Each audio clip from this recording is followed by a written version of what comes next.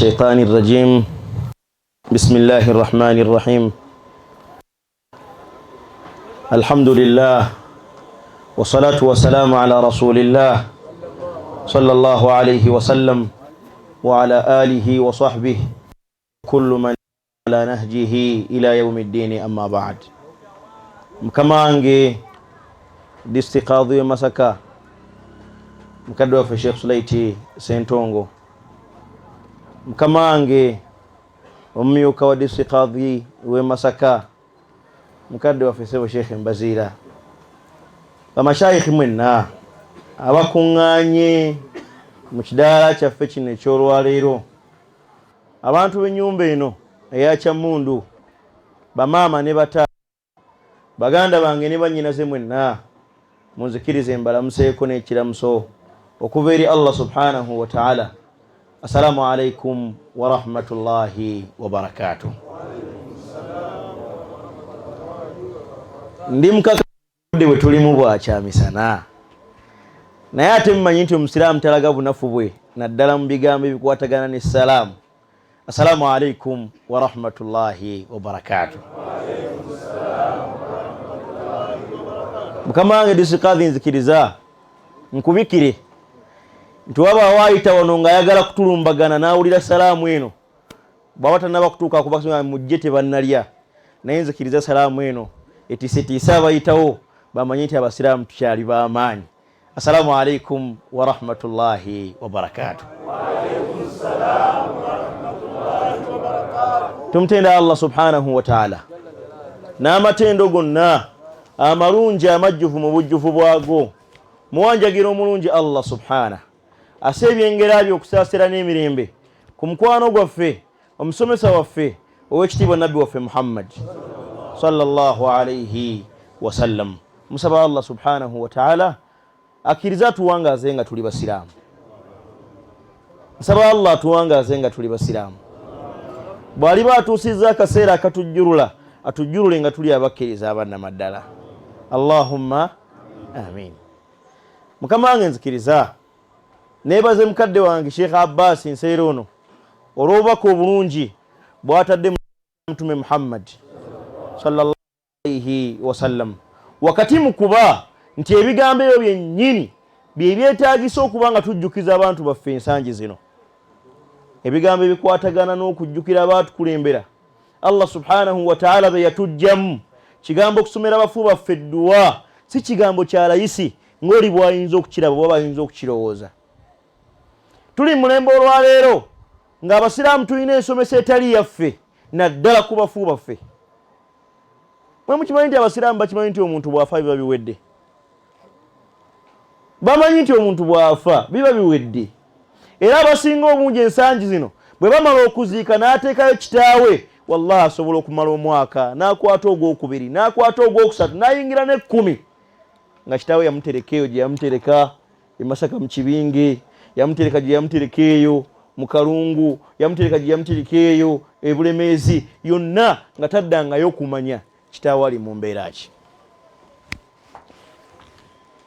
Naye ekyo kiddayo mu kuba nti tetunnaba kutegeera butuufu na bunene bw'abakadde baffe Allah subhanahu wa ta'ala be yatuwa.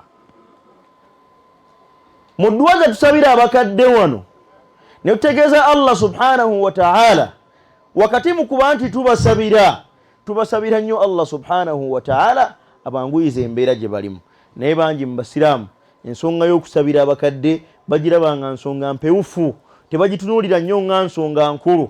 Naye omu ku basahaba ridwanullahi alayhi mikono gya Nabbi Muhammad sallallahu alayhi wa sallam bw'awulira omubaka wa Allah ng'asomesa kugondera abakadde maama ne taata ajja n'amugamba nti ya Rasulallah, mutuma wamaliriza bw'ati ebigambo binajja nti ya Rasulallah, owange omubaka wa Allah, hal baqiya min birri abawayya shay'un abarruhuma bihi ba'da mawtihima, waliyo omulimu ogwasigala gwe nnyinza okukola ne nkakasa Allah subhanahu wa ta'ala nti ndi mugonvu ku bakadde bange ne mbagondera nga bwe nali nkikola nga bakyali balamu.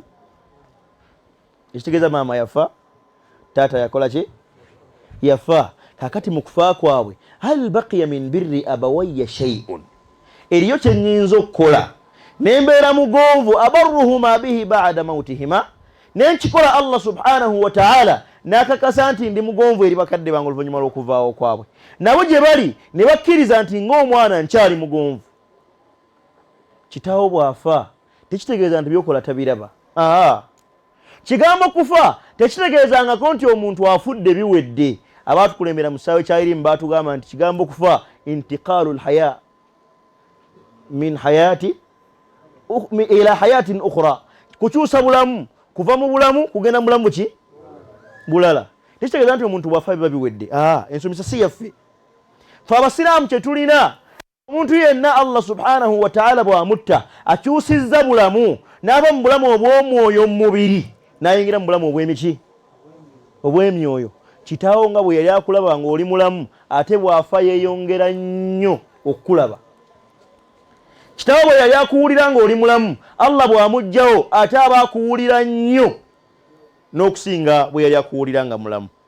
Dayo mu Qur'an, dayo mu Qur'an Allah bwe yagaa nti waqul i'malu fasayara Allahu amalakum wa rasuluhu والمؤمنون سيدنا الإمام ابن كثير عليه رحمة الله بيرفون القرآن متفسيريه ما يكدوا برونج ديكو آية ويراجفون لا وانسوا يتكايو حديثي نام كبابين وكل كانت يفوا بيرا بلا برونج نيو بتجرا بتوكلا بيونا يا جماعة تعرض أعمالكم ما بلام ميم جم جمكولا الله سبحانه وتعالى أجورك أبفوا بموي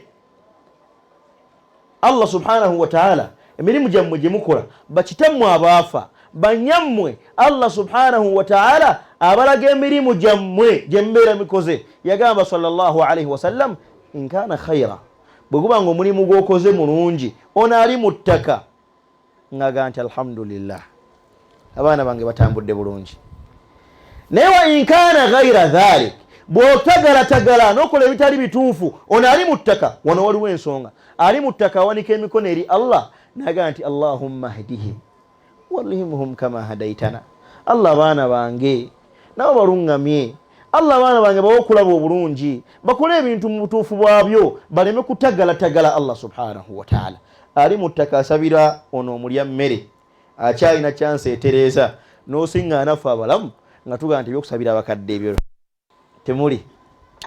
Taata yafa bibye yamanyini Allah we subhanahu wa ta'ala, gwolekera Allah omumanyi nga naawe omulamu bw'ogenda n'obba akakoko oba n'ofuna obuzibu bwonna ne mugenda mu kkooti bw'asobola okwogera ng'oli mu maaso ga muntu munno era onoonyaayo omuntu omulala loo yajje noga nti jangu nnyamba omutegeerezeeko omulamuzi omutegeeze ebyange, naye ng'osobola okwogera osobola okwewozaako naye n'oleeta omulala akole ki akuyambeko era nayimira nagaa nti yorodishipu yowashipu ono munnange gwolaba teyabbye ensonga efaanana bweti ne bweti, oba yabbye naye tusaba tumukwate bwetuti ne bwetuti. Bwe kibanga omulamu owolerezebwa ate ono kitaawo ali wansi mu ttaka. Ekyewuunyisa nti ono ali mu ttaka yasaba Allah ng'asabira gwe omulamu ate nga gwe yandibadde amusabira osigala oga nti byatata tebikola ki.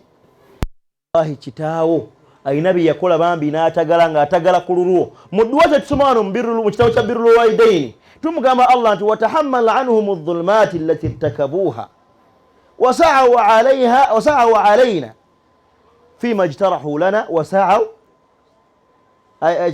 gambite dua watahammal anhum adh-dhulumati allati irtakabuha fima ijtarahu lana wasa'u alayna. Mukama waffe Allah taata alina bye yakola, maama alina bye yakola n'atagala ng'oluusi atagalira ku nze. Allah ddira mu taata wange. Wallahi kitaawo alina akadde ke yakuba essimu ku ssomero n'alimba n'agamba nti headmaster munnange siriiwo naye omwana baŋŋambye azze ewaka, nsaba okkiriza ajja asomeyo ewiiki ndi busi eno naye bwe nnaakomawo nja kujja nsasule. Ng'agamba ali busi ali Masaka n'essomero liri Masaka, okutuukawo yeetaaga boda ya 10 mega, naye n'alimba ng'alimbira ani?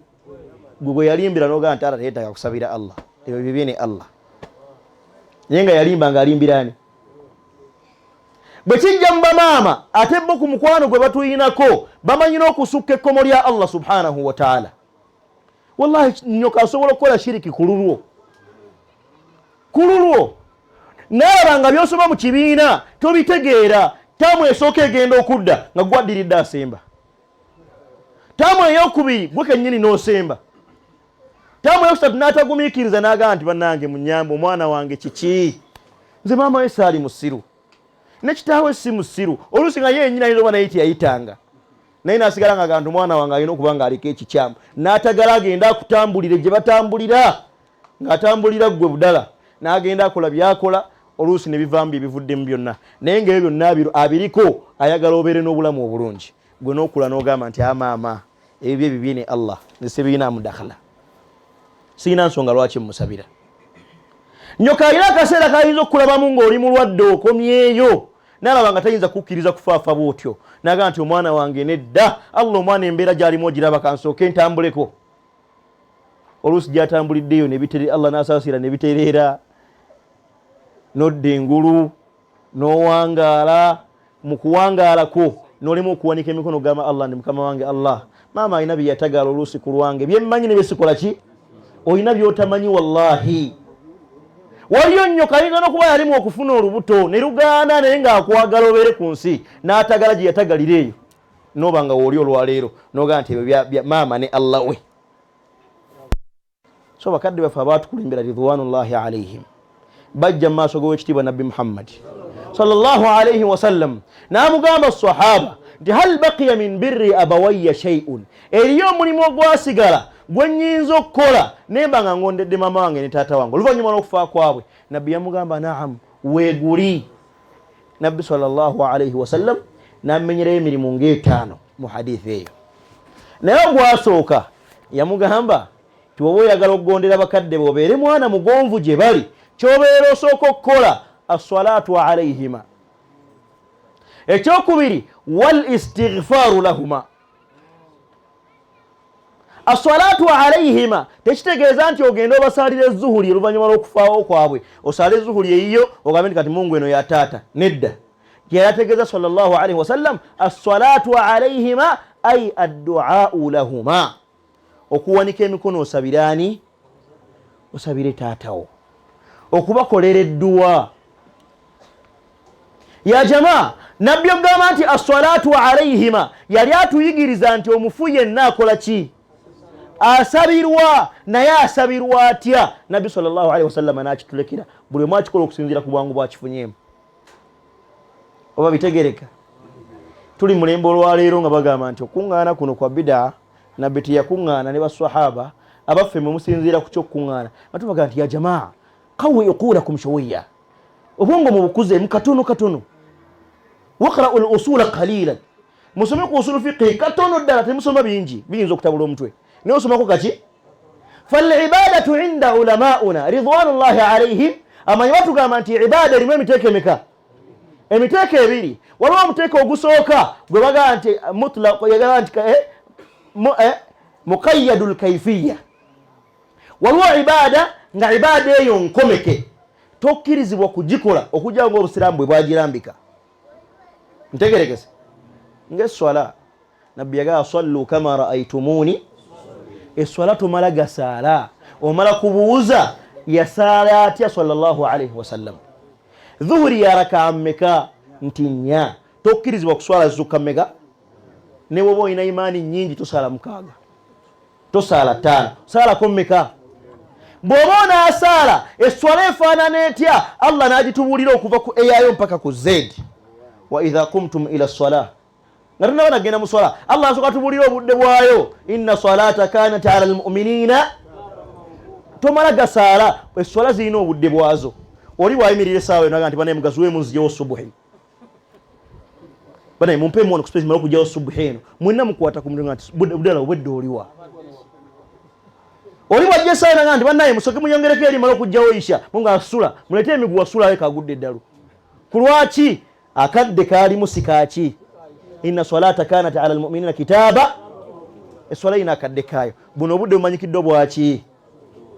Bw'oba onaasaala ofaanana otya? Allah n'atubuulirawo idha qumtum ila as-salah, bwe muba mugenda okusaala, faghsilu wujuhakum, musooke munaabe ebyenyi byammwe, wa aidiyakum, munaabe n'emikono gyammwe, wamsahu biruusikum, muyise amazzi mu mutwe, wa arjulakum, n'ebiki? Allah tuyigiriza kola ki kufuna uzu bwomala ofuna uzu kyekiddako fawallu wujuhakum shatra almasjidi alharami musale nga mutunudde muki mutunule mukibula sala eswala etandika etya olina kwogera biki nabbi najjanga bitekula Qur'an n'ebitekula bulungi la salata liman lam yaqra bi fatihati alkitabi tayina swala nga tasomya al-fatiha bwomala al-fatiha osome ki faqra'u ma tayassara min al-Qur'ani some kyanguwa eswala yonna nebanga emanyikiddwa butya bwekola ki eyo ibada muqayyad nkomeke nsibe nkugire tomala gagikola nga bw'oyagala ntegerekese jangu mu hijja hijja botamalaga kola hijja nabbi yaga khudhu anni manasikakum hijja mujikole nga bwenjiragidde nga bwenjikoze tomalaga kola bibyo oli bwajja wano wali naga nti bannange tulina omukolo gwaji budala yamaze okukola hijja nti yagikoze ddi nti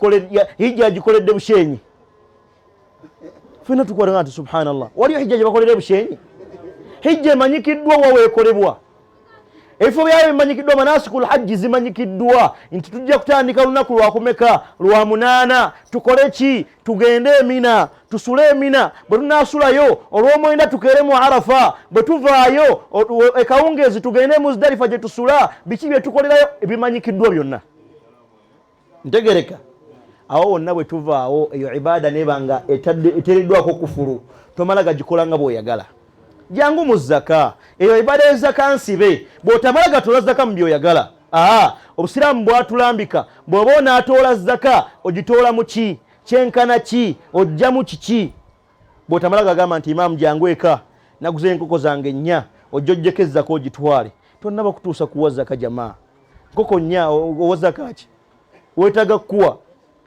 tolina kuwa zaka naye obusiraamu bwatulambika nti bw'oba olina embuzi 4 ojja kujjamu akabuzi akaki bw'oba olina ente nga ziweze bwe ziti jjamu bwe kiti bw'oba olina sente nga ziweze bwe ziti bw'ojjamu tomala gajjamu nga bw'okoze eki idhan eyo ibada nkomeke omutego gwa ibada ogwokubiri amanyi ne batugamba nti ye ibada nga mutlaqul kayfiya nabbi yatulaga nti eyo ibada naye buli omu agikole okusinziira ku bwangu bwabeera akoze eki obwangu bw'ogifunyemu kiri gy'oli okwongera oba okukendeeza oba bingi oba okusoma ebitono okusomera mu muzikiti oba ebweru waago okusomera mu katale oba yonna gy'obeera oyagadde mwezi wa ibada funa ekyokulabirako ekyangu ky'okusoma Qur'an abanga okusoma Qur'an ibada kidala okusoma Qur'an ibada tugisoma budde ki wangi fenna tukkiriza nti okusoma Qur'an ibada naye tugisoma budde ki oli wajja nagamba nti tokkiriza osoma Qur'an kiro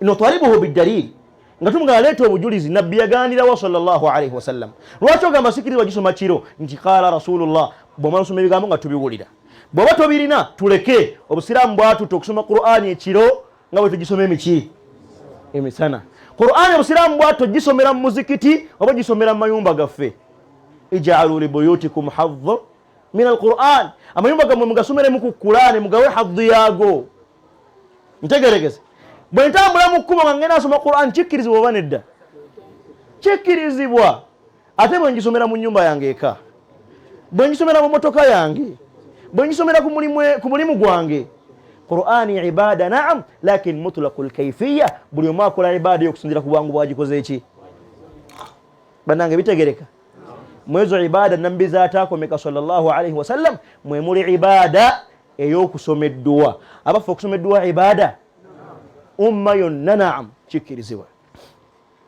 tugisoma tutya era dduwa eyaki waliwo edduwa y'okusaba Allah sente tugisoma budde ki bwe nsaba Allah sente ekiro kikkirizibwa ate bwe nsaba emisana bwe nsabira ku mulimu gwange bwe nsabira mu muzikiti bwe mpita bannange banaye mujje tusabe Allah tuwe ku sente ate ekyewuunyisiza edduwa terina omwazi goba naawe muwulira abagaa nti edduwa tezikkirizibwa mwamugaa nti muwali mujangu eka tusabe Allah tuwe ku sente wallahi ku makyakeera najja naye edduwa ez'okusabira abafu baffe ng'agamba ebyo nabbi teyabikola batuga showeya tugende mpola nabbi yatukkiriza osabira abafu baffe edduwa ti naam n'atulagira budde ki nabbi yatuwa budde ki yatuteera omulimu ogwo n'atugamba nti bannange musabire abaki musabire abafu bammwe, mubasabire mutya, mubasabire budde ki, mubasabire kyenkana ki. Nabbi n'abitulekera sallallahu alayhi wasallam. Fayaqulu ulamauna ridwanullahi alayhim, amanyi waffe ne bagamba nti bannange yustahabbu, kirungi okusabira abafu baffe nga tukuŋŋaanye, kubanga tomanya muffe muyinza okubeeramu wali min awliya illah nga wallahi law aqsama ala llahi la abarra. Waliwo omuntu wetuyinza otutula naye wano nga temumumanyi naye nga bwagamba Allah nti amin, nga Mungu agenda tunuulira oyo omuffe nabye twogedde Mungu abikkirize. Naye gwe okakasa bw'ofaanana emirimu gyo gy'olina, bw'oyimirira ewa Allah n'omugamba nti Allahumma, Allah abikkiriza. Gw'olowooza ku by'olina emirimu gyo bw'ofaanana, bw'owanika emikono eri Allah abikkiriza by'omugamba. Kati ekitukuŋŋaanya wano nitubeera bangi kwe kuba nti twenoonya twekuŋŋaanya. Edduwa yange bw'enaagattibwako eya budala, neegattibwako sula, neegattibwako ne tunagamba Allah nti Allahumma, tomanya Allah subhanahu wa ta'ala anaatukwatibwa ensonyi ffenna Allah naatukola ki? Naatuddiramu. Amanyi ne batugamba nti yustahabbu, kirungi okuŋŋaana ne tusomera abafu baffe Qur'an. Kansembeeyo ekyo biidhnillah ntuule. Wallahi osanga abantu omulembe guno mulyaga okusoma Qur'an tebiriiyo, lam yarid, tetubimanyi mu baatukulembera abalongo wallahi alayhi. Okuŋŋaana ntuweereza omufu waffe al-Fatiha.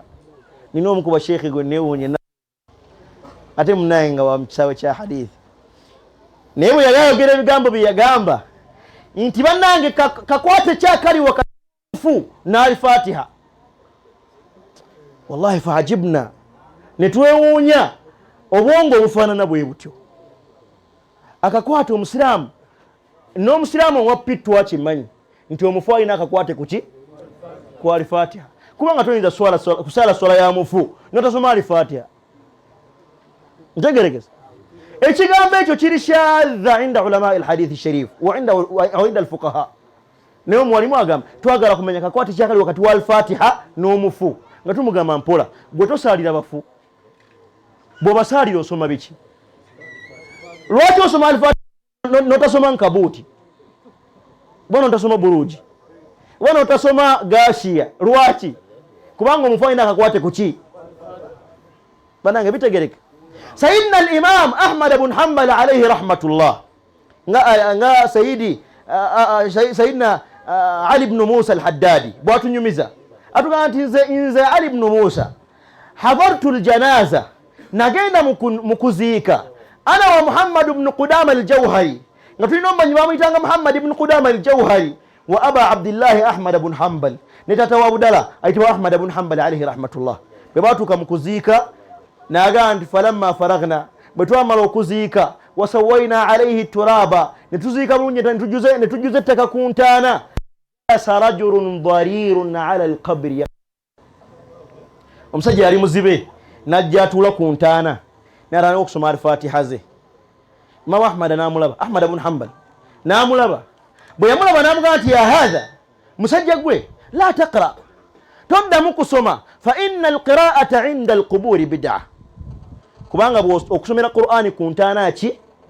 Bid'a, tekikkirizibwa. Omusajja n'asirika agamba nti bwe twafuluma mu makabala mulimbo nga tugenda, Muhammad ibn Qudama al-Jawhari ono ngutwali naye omumanyi omulala n'abuuza Ahmad ibn Hanbal al-Imam, n'amugamba nti owange Imam, ma taqulu fi Mubashir al-Halabi, omanyi ko bayita Mubashir al-Halabi omwogerako ki? N'amugamba nti Mubashir al-Halabi thiqa, oyo omusajja mumanyi mwesimbu. N'amugamba mwesimbu nti hal katabta anhu shay'an, wali omuwandiiseko kyonna? N'amugamba nti naam, sigumusa ebiri nga mujjako hadithi, nze muwandiikako hadithi nyingi. N'amugamba nti Muhammad ibn Qudama, n'amugamba nti Mubashir al-Halabi namuwulira nga atunyumiza, n'atugamba nti bwe yali yalaama n'alaamira abantu be n'abagamba nti bwe mbanga nfudde mujje ku ntaana yange munsomere Qur'an. N'amugamba ani yagamba nti Mubashir al-Halabi? Nti Mubashir al-Halabi ye yagamba nti ye yagamba. N'amugamba nti irji faqul lirajuli iqra, duka misinde omusajja nga tanaba kuvaayo mugambe asome Qur'ani yagende mu maaso. Imam Ahmad ibn Hanbal yali agamba tekikkirizibwa, bw'afuna obutuufu bw'ensonga n'atarajaa n'ava ku kigambo kye n'agamba kati kikola ki, era n'agamba ono Muhammad ibn Qudama al-Jawhari duka misinde omugambe alagire ogambe omusajja addemu akole ki. N'addayo n'amugamba nti owange genda mu maaso okole ki. Imamu al-Marruzi omuyizi wa Imam Ahmad ibn Hanbal alayhi rahmatullah atugamba nti qala shaykhuna sheikh waffe yatunga Ahmad ibn Hanbal al-Imam yali agana kakati agamba idha dakhaltumul maqabira bwe muyingiranga mulimbo nga mugenze we mwazika abafuba mmwe wonna naga nti faqra'ul fatihata wal mu'awwidhatayn wal ikhlas nga temunnamala kusoma byonna musoke musome suratul fatiha mujibawereze si kyekyoka musome suratul ikhlas mu'awwidhatayn qul a'udhu birabbil falaq ne qul a'udhu birabbin nas ne qul huwallahu ahad eyo si kulane Imam Ahmad ibn Hanbal yatulagira okukola ebyo ne Imam Ahmad ibn Hanbal munabida bana Imam Ahmad ibn Nabida kati ne twewuunye ebigambo abantu baffe boogera nti wetukungana tuweereza omufu waffe al-Fatiha nga muleesa obuzibu. Imam Ibn Qudama eyawandika ekitabo ekitibwa Al-Mughni kitabo kinene nnyo ddala bwe yali awandika mu kitabo ekyo wetuka kusoma osomerafu Qur'ani yagamba walana ma dhakarnahu binnas mbyogeranga ebiri mu kitabo yagamba nti walana ma dhakarnahu wa annahu ijma'ul muslimin tiyagamba jumhur kati bano ba Sheikh Sulaiti bentambula no baqadhi ba Sheikh betambula nabo katambulanga bawalimu yagamba nti wa annahu ijma'ul muslimin kuno kwegatta kw'abamanyi bonna ntegerekesa bwe tugamba jumhurul ulama tibakitegeeza nti abamanyi abasinga obungi ne waliwo abayawukana bwe tugamba ijma' abamanyi bonna abekyasa ekyo nga bakkanyiza ku nsonga terina omu agikoze eki Imamu yagamba nti wa annahu ijma'ul muslimin abasiraamu bonna bakkanya ne beegatta fi kulli asrin wa masrin mu buli kaseera konna na mu buli kifo kyonna nti bakole batya yajtami'una bakuŋŋaana nga bwe tukuŋŋaanye wano wa yaqra'una alqur'ana ne basoma qur'ani ey'ekitiibwa wa yahduuna thawabahu limautahum ne baweereza empeera zaayo eri abafu baabwe Imaamu yamaliriza agamba min ghayri nakirin nga teriyo yadde n'omwamu omuunya agamba nti bonna nga bakkiriza nti kikola ki ne twesiŋŋana nga okuŋŋaana osomerafu Qur'an nga tukuŋŋaanye wano yali amalu salaf abatukulembera abalongoofu ridwanullahi alaihim bajjanga bakikola ne bajjanga bakikola ne bajjanga bakikola mpaka bwe twatuka omulembe guno ne tuseŋŋaanayo abajja ne bagamba tekiriyo bid'a tetukimanyi tetukirabangako batubagamba nedda Sheikh Abbas abagambye nafyul ilmu la yalzam nafyul wujud qaida fiqhiyya gwe oba tomanyi nti musi wali gwe bayita bazannya nengo gwe tomukola ki gwe tomumanyi naye bazannya nengo gyali bw'oba oyagala omumanye mubuuze bano abamukola ki Allah kusime mukadde wange mubuuze bano abamumanyi nti abaayi bazannya nengo gyali afaanana atya ayogera biki naye gugamba nti wali omusajja gwe taliyo simumanyi gwonyagaye nti ensi yonna ogimanyi n'erimu bwefaanana nafyul ilmu la yalzam nafyul wujud bw'oba tomanyi aya tomanyi hadithi tekitegeeza nti tekola ki weebuuza nti abaffe bemukola mu bijjawa nga tugamba nti jangu Sheikh somako wano somako ne wano somako ne wano somako ne wano obirabye oba tobirabye osalewo nti nzikiriza oba njemi bujemi kadde wange saba Allah akusiime ayinjiwaza bakufaanana obulungi Mungu akuddizeyo nga tebunnaziba ate oba ogenda okumaliriza ne bananga okuleetera sente kati ebigambo ne bikusobera naye kanfundikire inshallah noza mukama wange budde wange buweddeyo njagala okumaliriza ebigambo byange ng'abali wano mu kidaala saba Allah kunjagalire mukadde wange ng'abali wano mu kidaala mbasaba ensonga gye muliko munywere bunywezi kubanga buli omu yamanyi ebibye kyenjagala obbasibirira bino bye muwulira nti bid'a nabbi yabimala sallallahu alaihi wasallam tebibamenyanga nabbi yagamba nti man amila amalan laysa alaihi amruna fahuwa abatategera hadithi eyo bamenya naye saba bali mu kidaala tuvana nga tugitegedde muleme kuddamu kwemenya buli wosiŋŋaana omulimu nga mulungi oli n'agamba nti bid'a gwe ng'omusiraamu andaba era mpuliriza todda mu kunoonya masala kola muntegedde lwaki kugamba nti kola nabbi yagamba nti man amila amalan yenna anaakola omulimu nga sigwa mu busiraamu fahuwa raddun Allah agukola ki bitegerekese bwe gunaaba si mulungi nga Allah agukuddiza toguyinaamu kibonerezo ntegerekese singa gwalimu ekibonerezo nabbi yandibadde agamba nti buli akola ekitali kya musiraamu nga Allah amubonereza nabbi yagamba nti Allah agukuddiza ntegerekese kakati nze kankole bwe guba sigwa mu busiraamu Allah agukole ki ngusigazi gwange nja kusinga ono atakoze kubanga nkyayinza okukola Allah n'agukkiriza. Nvaako ki bwe naatuuka nga nakola Allah nakkiriza. Naba nenkanakana n'ono atakoze. Bannange bitegerekese.